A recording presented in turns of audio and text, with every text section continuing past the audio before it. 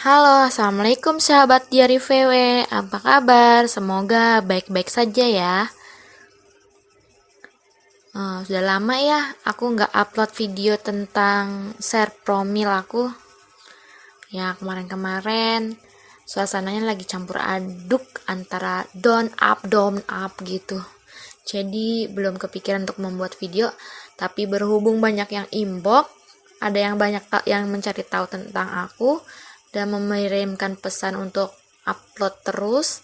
Jadi aku semangat lagi untuk membuat video ini. Terima kasih ya bunda-bunda yang sudah menyemangati aku dan berbagai pengalamannya lewat inbox. Terima kasih. Nih, hari ini saya akan share tentang analisis sperma. Nah, sebelum melakukan analisis sperma, saya dan suami mencari tahu dulu tentang harga analisis sperma. Dan ternyata harganya itu berbeda-beda ya setiap tempat, kisaran dari 100 sampai 700. Nah, kita cari yang harga yang termurah di daerah yang dekat rumah aku. Dan saya menemukan Biomed adalah tempat yang paling termurah untuk melakukan analisis sperma. Langsung saja ke Biomed untuk memastikan dan langsung ambil brosur. Ternyata emang harganya 100.000 rupiah.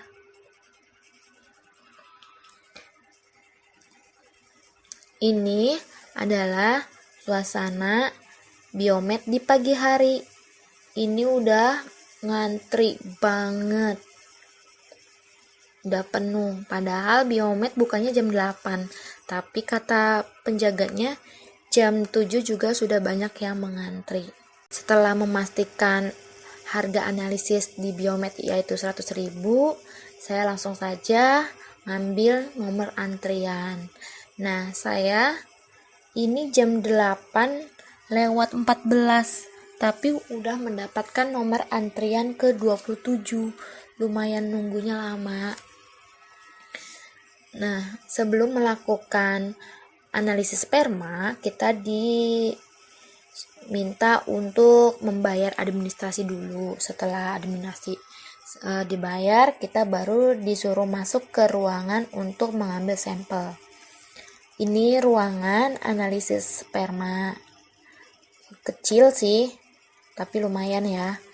Nah, menurut aku sih ya nyaman gak nyaman, tapi perhatikan kesehatan jadi dilakukan di situ. Namanya tempat orang ditungguin ya kan, pastinya kan gak nyaman ya. Kalau mau lakukan mengeluarkan sperma kan butuh mood, keadaan enak kayak gitu. Tapi ya berhubung kita butuh secepatnya, kan sperma kalau sudah dikeluarkan, kata perawatnya itu harus segera dikasih ke penjaga labs. Jadi nggak boleh lama-lama. Jadi ya udah, mau nyari tempat juga kan takut lama di jalan.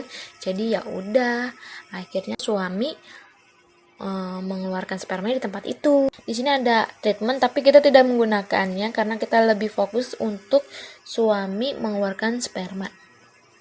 Di tempat itu berbeda-beda ya bun. Ada yang menyediakan ruang untuk analisis spermanya itu disediakan majalah-majalah dewasa dan video dewasa. Kalau di sini nggak ada video, nggak ada majalah. Jadi kita harus bisa membantu suami untuk terangsang mengeluarkan spermanya. Nah, di sini juga disediakan botol untuk menampung sperma dan diminta jangan sampai tumpah. Nah, sebelum melakukan itu kan suami tuh sempat shock, takut. Nah, akhirnya saya bantu pemanasan ya nih. Biar terangsang spermanya cepat keluar dan hasilnya lebih cepat maksimal. Sperma ditampung, kita harus segera mengirimkan sampelnya ke penjaga labs. Nggak boleh lama-lama ya bun. Nah, oh iya, ini kapan dilakukan spermanya itu kita nggak boleh berhubungan dulu dari 3 hari sampai 7, maksimal 7 hari. Jadi nggak boleh berhubungan ya bun. Kata penjaga labs bilang nggak boleh kurang dari 3 hari ataupun lebih dari 7 hari karena nanti hasilnya tidak maksimal. Nah, ini hasilnya tidak bisa diambil langsung. Kalau diperiksanya pagi bisa diambilnya siang. Kalau pemeriksaannya siang atau sore bisa diambilnya besok paginya gitu. Hasil lab suami tentang analisis sperma. Nah, ini dikerjakan 20 menit setelah ejakulasi. Absitenia seksualnya itu tidak melakukan hubungan selama 7 hari. Sengaja ini mengambil sampel karena aku lagi selesai head, suami diminta untuk ambil sampel. Nah, ini volumenya 6,3 mili. Harusnya normalnya itu 1,5 sampai 5, tapi ini suami lebih ya. pH-nya 8, normal lah ya. Karena nilai normalnya itu kan 7,2 sampai 8. Terus liquefaction harusnya kurang dari 60 menit. Ini 20 menit, lumayan lah, benar. Terus baunya khas putih abu-abu warnanya. Terus harusnya kan putih mutiara ya, ini putih abu-abu. Terus viskositas itu encer. Ini pas kita baca hasil pergerakannya, ini membuat shock banget. Tapi kita saling menyemangati. Kita senyum dalam hati, saling-saling sedih.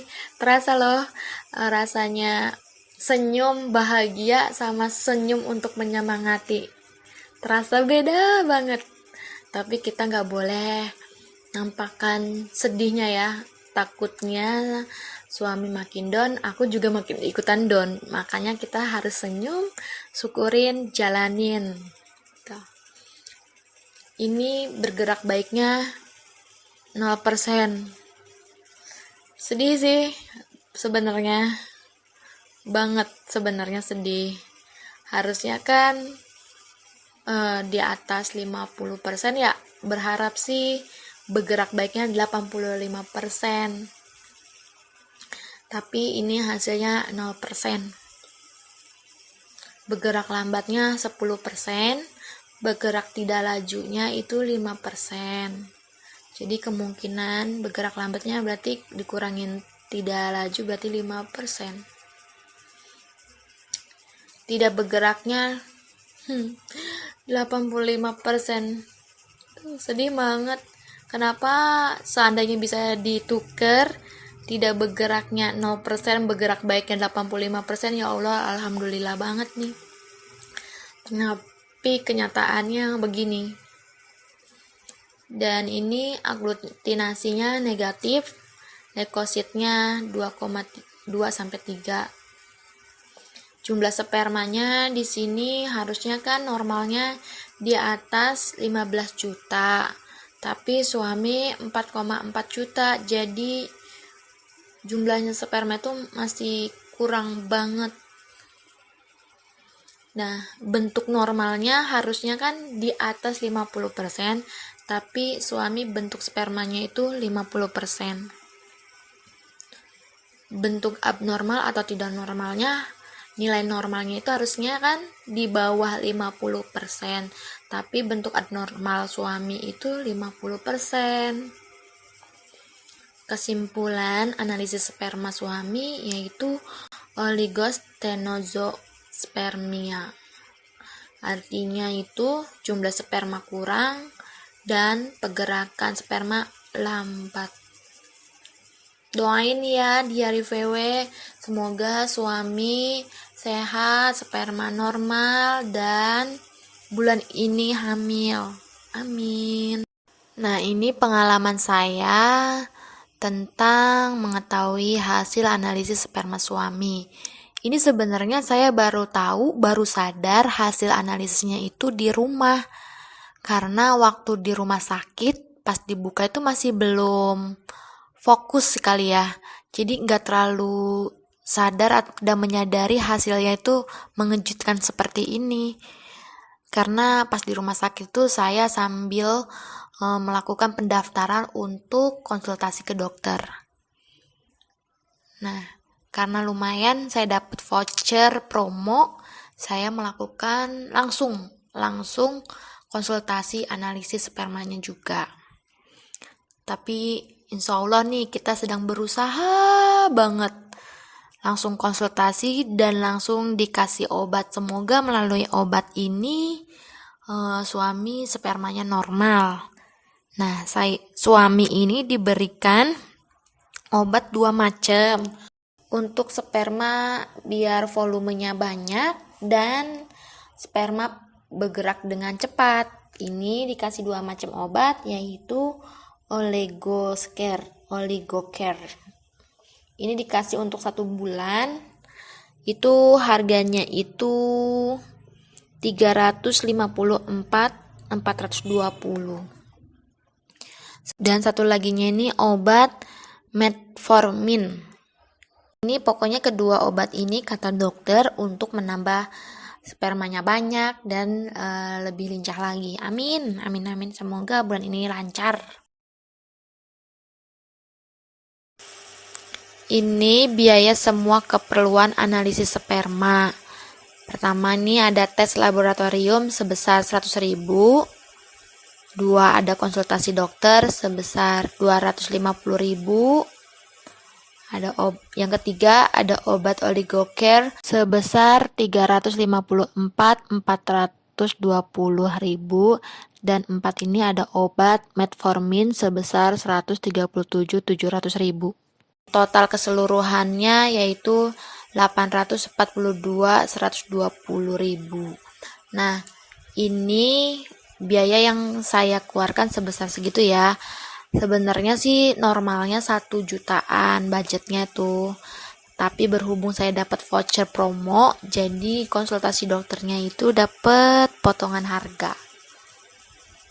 Untuk kalian siapin aja ya budgetnya 1 juta ke atas karena setiap tempat kan berbeda-beda.